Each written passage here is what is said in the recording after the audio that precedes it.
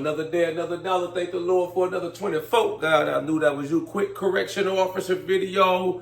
I'm doing another video for my rookie correctional officers. Anybody that's interested in applying to corrections. For those of you that are just finding my channel, I've been working as a correctional officer for 13 years now. I've worked at 3 different facilities, 1 county jail, 2 different federal prisons. I'm at the federal prison now in Butner, North Carolina. I'm going to give y'all 4 challenges that people in their first year may face, and may have difficulties transitioning or, getting acclimated to. This some free game for y'all. The first one is understanding the inmates are not your friends. When you coming into corrections, you got to understand that the inmates, they're there for doing bad things. They're there and they have 24 hours, 7 days a week, 365, to plot and scheme and try to come up with ways to beat the system, to get over, to try to make their stay in prison as comfortable as possible, to try to manipulate staff, compromise staff, get us to do things we're not supposed to do, So going into it in the beginning, you may not know a lot of things.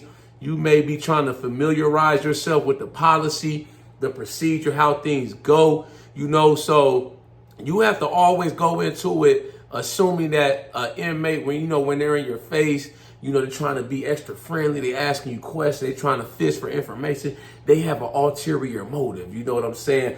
If you're a female officer, the inmate's trying to get extra face time coming in the office unnecessarily.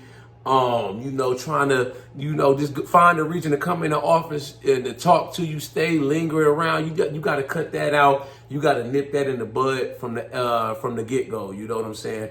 They coming in there, asking you for some toilet paper, some supplies. That's one thing. Or asking you, can you make a phone call to medical, this and that. That's one thing. But when they in there unnecessarily, 20, 30 minutes, it doesn't look good, especially as a female officer, especially if you new, it just doesn't look good. There's already that,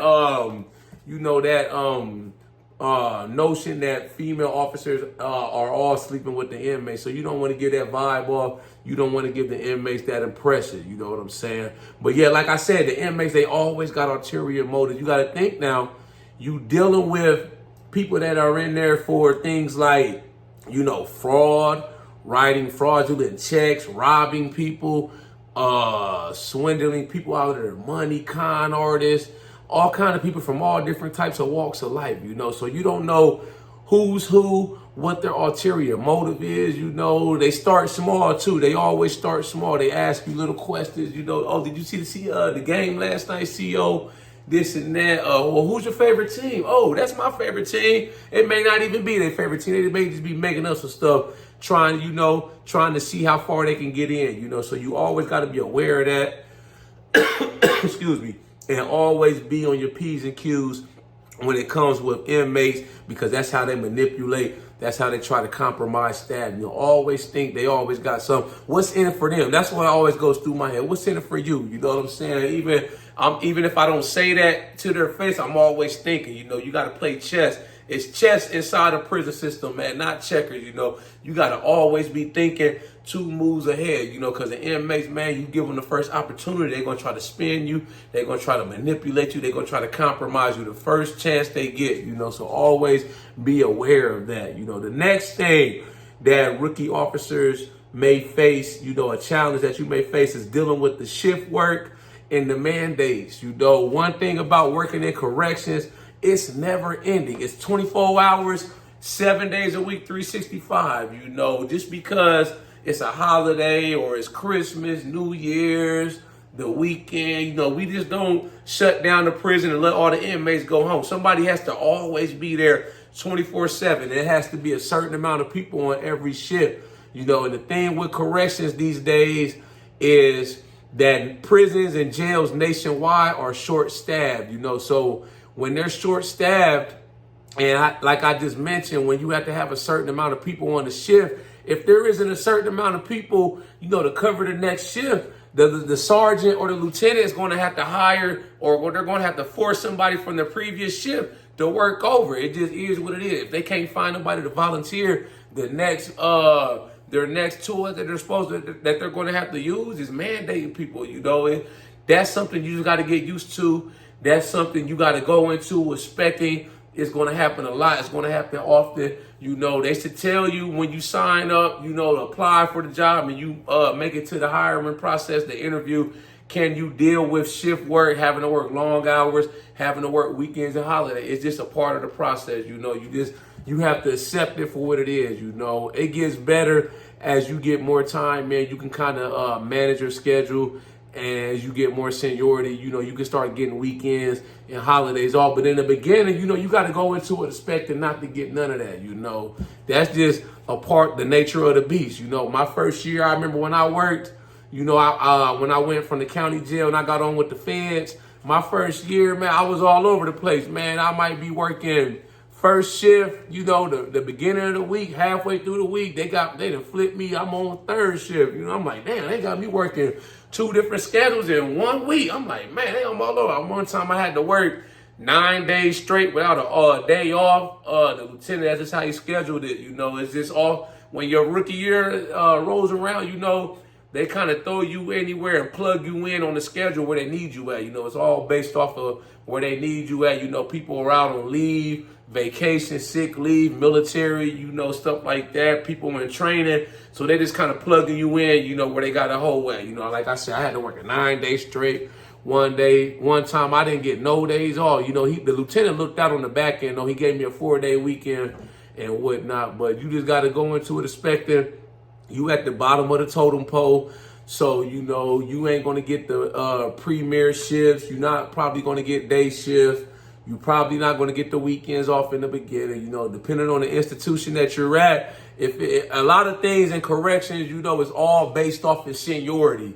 So when I say seniority, as far as getting the shift you want, the weekend off, the days off, you getting a week off for the holidays, that's all based off of who has the most time in. So, naturally, the people at the top of the list, at the top of the food chain that have the most time in, these are your veteran officers that got 20, 25 years in. They're naturally going to get, probably day shift with the weekends off. When it comes time to put in for your vacation every year that we do, they're probably going to put in for the stuff like Christmas, Thanksgiving, 4th of July, Memorial Day, stuff like that, So you just got to kind of, suck it up, tough it out, those first few years and just go roll with the punches. Sometimes, I did remember that my rookie year. Sometimes a holiday did fall on my days off. Let's say I was off Monday, Tuesday that week and a holiday fell on that day. So I did get some holidays off. You won't have to work every holiday. You may have to work a lot of holidays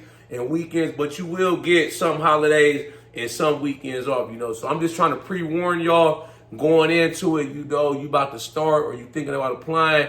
That's a part of the job too. You got to take the good with the bad. You know what I'm saying? The next thing that rookie officers may face that's a challenge for them in their first year is, learn that everything, that you see behind the wall or that any kind of altercation you get into is never personal. You got to learn how to leave stuff at the gate. Working in this field, working behind that wall in that penitentiary, that prison, that jail, you're going to be caught stuff outside of your name. You're going to get in verbal altercations, man. You may have an inmate cuss you out. Inmate potentially try to assault you. You may get into it with a coworker over some drama or work dispute, gossip, rumor mills, have some bad words, stuff like that. You could possibly get chewed out by a supervisor. At the end of the day, man, you got to know that it's nothing personal, man. And you got to get it in your mindset and just learn how to leave that stuff at the gate when it's time to clock out. And you got to be ready to come back for your next shift the next day. Because 9 times out of 10, you're going to see that same inmate the next day. You're going to see probably that same coworker have to work with that same coworker. So, just try your best to be an adult, be the bigger person, and just, pick and choose your battles wisely. A lot of stuff, I done got into a lot of arguments over the years. I done got cussed out by inmates. I done cussed inmates out, altercations with co-workers, disagreements, words was exchanged, stuff like that, But at the end of the day, when I look back on all of it, it's in the past. You know, it's nothing I can do about it. I can't take back the words I say. All I can do is just keep moving forward. You know, try to do the job to the best of my ability and go home. You know, the last thing I want to leave y'all with, you know, challenges that you may face your first year is not letting the negativity and, you know, the toxic co-workers get you bent out of shape or get you down and depressed. You know, I kind of touched on that just a second ago. You know, you're going to run into a lot of negativity working in corrections. You know, some of it outside of your control. Some of it is just like, it just comes with the job, you know, being that a lot of times in corrections, we got a lot of downtime. So, you know, when there's nothing going on, you know, you got coworkers that become disgruntled or they bored. They start rumors, they start gossip, stuff like that. Then you got, like I said, the disgruntled coworkers, you always complaining about the job, this and that. They always negative when you're around them. You know, you can't let that stuff weigh you down or, you know, get you down and thinking it's something you done wrong or got you feeling bad. You know, you got to learn how to move around those people. You know, that is just a part of corrections too. You know, like I said, when you behind that wall, it's chess, not checkers. So you got to be strategizing. You got to know how to maneuver around people. You know, when people like that come around, I try to go somewhere else or distance myself or hardly say anything, you know, because I can't have that negative vibe, you know, the toxic, you know, the gossip, the drama in the room. I'm not for none of that. You know, I'm there to do a job, do the job to the best of my ability, get this money and go home at the end of the day. I don't have time for the shenanigans, the extra stuff, the BS, man. Miss me with all that. I'm cool on all that. You know what I'm saying?